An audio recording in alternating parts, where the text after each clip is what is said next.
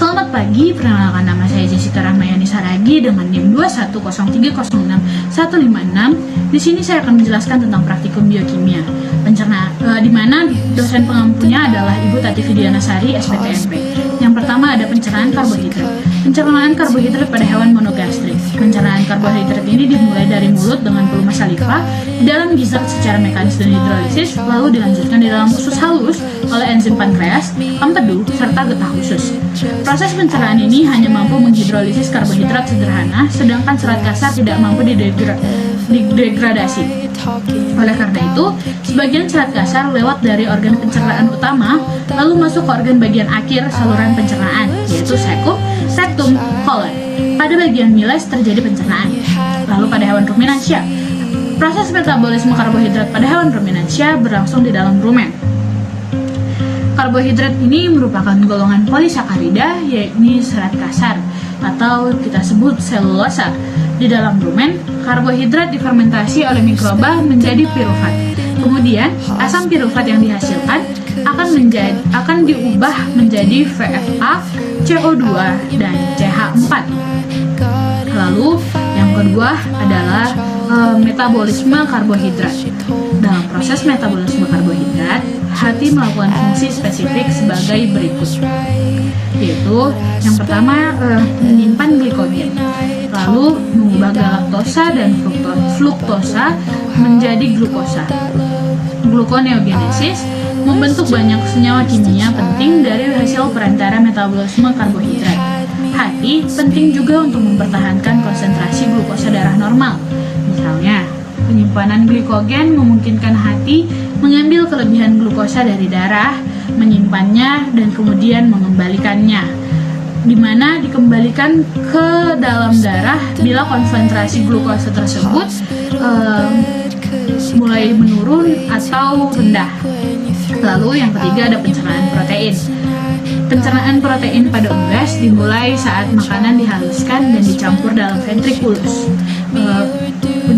Pencernaan tersebut dimulai dengan kontraksi otot proventriculus yang mengaduk-aduk makanan dan mencampurkan dengan getah pencernaan yang terdiri atas HCl dan pepsinogen, di mana pepsinogen yang bereaksi dengan HCl dia akan berubah menjadi pepsin.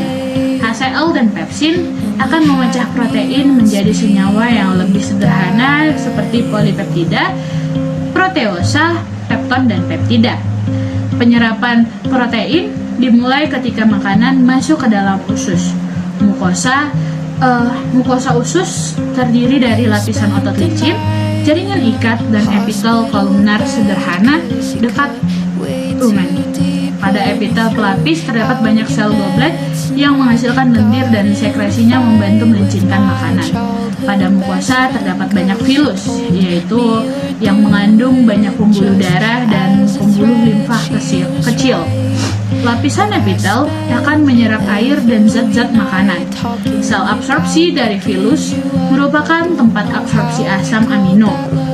Secara umum, asam amino setelah diserap oleh usus halus akan masuk ke dalam pembuluh darah. Pada ruminansia, asam amino untuk ternak berasal dari protein yang lolos degradasi atau bypass protein. Protein mikroba rumen yang tercerna dan terserap dalam usus, serta dari hasil fermentasi rumen.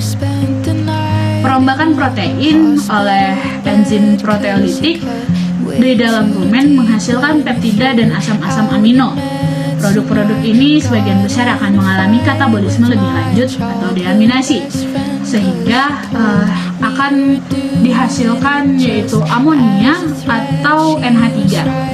Kegiatan deaminasi asam-asam amino menghasilkan amonia yang bersifat konstitutif, yang artinya bahwa mikroba rumen akan terus melakukan deaminasi terhadap asam amino walaupun telah terjadi akumulasi amonia yang cukup tinggi di dalam rumen.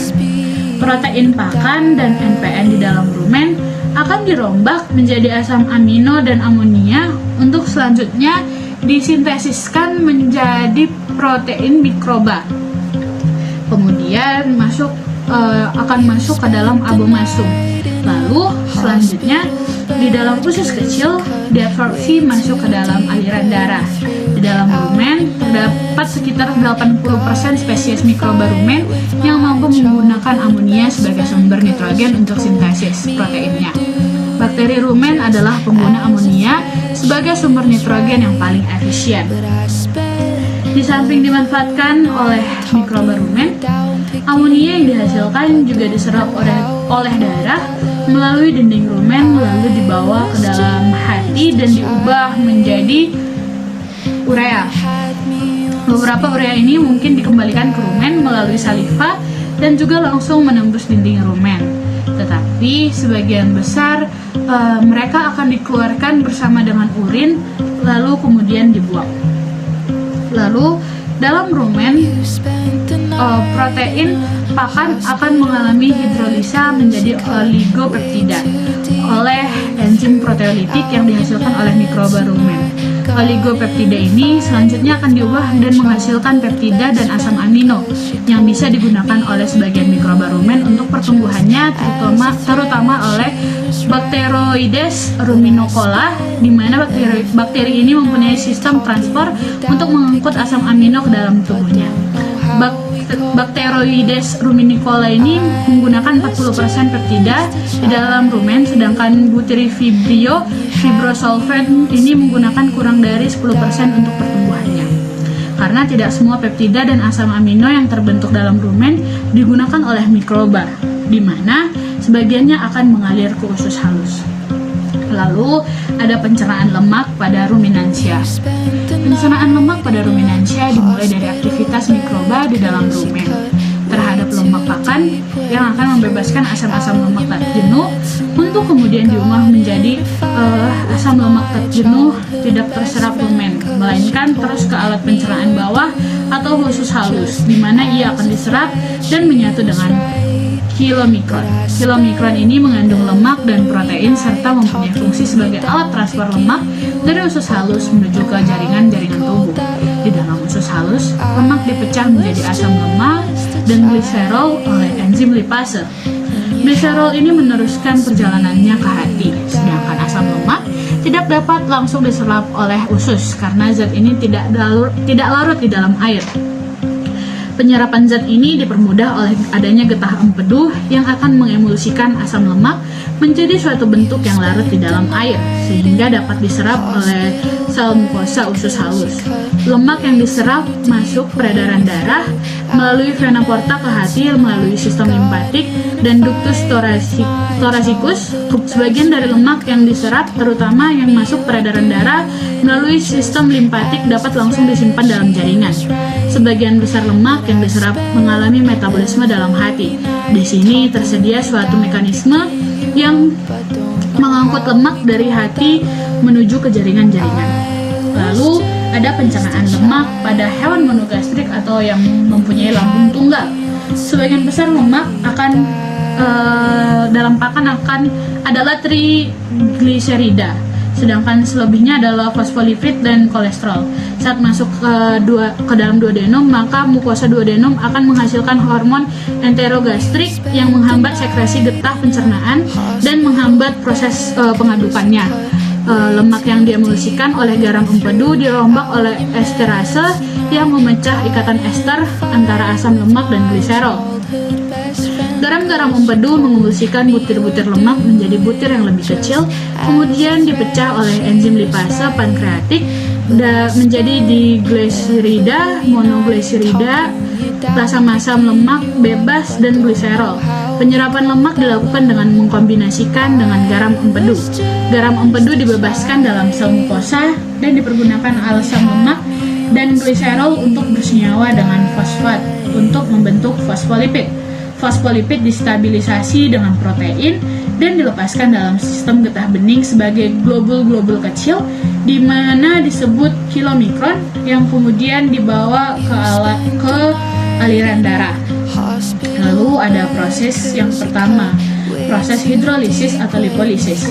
Pada proses ini lemak akan diputuskan ikatan esternya, trigliserida, fosfolipid, dan glikolipid yang dilakukan oleh bakteri di rumen. Pada proses ini dihasilkan asam lemak, gliserol, dan galaktosa. Hasil tersebut siap dimetabolisme secara lanjut. Asam lemak tak jenuh akan dijumpai juga pada proses ini. Asam lemak tak jenuh atau linoleat dan linolenat akan dipisahkan dari asam lemak, gliserol, dan galaktosa. Setelah itu dipisahkan, asam lemak jenuh tersebut akan diubah menjadi VFA. Bakteri anaerofibio lipolitikal digunakan untuk hidrolisis trigliserida. Bakteri Butyriphibrio fibrisolven digunakan untuk menghidrolisis fosfolipid dan glikolipid. Beberapa faktor dapat mempengaruhi proses hidrolisis pada rumen, diantaranya level lemak, pH, dan neodipepton bakteri rendah. Proses kedua adalah hidrogenasi atau biohidrogenasi. Proses ini terjadi asam lemak tak jenuh masih proses hidrolisis dalam rumen, terjadi isomerasi dan ikatan cis berubah menjadi trans. Isomerasi menyebabkan pengurangan asam lemak tak jenuh. Biohidrogenasi menyebabkan lemak esensial rusak, namun ternak dapat tidak mengalami defisiensi. Lemak esensial ini dapat memenuhi kebutuhan lemak pada ruminansia. Kebanyakan lipid pada ruminan masuk ke duodenum sebagai asam lemak bebas dan dengan kandungan asam lemak jenuh yang tinggi. Lemak yang akan diserap oleh duodenum, asam lemak rantai pendek hasil dehidrolisis akan diserap oleh dinding rumen. Asam lemak rantai panjang akan masuk ke dalam epitelium dan usus halus.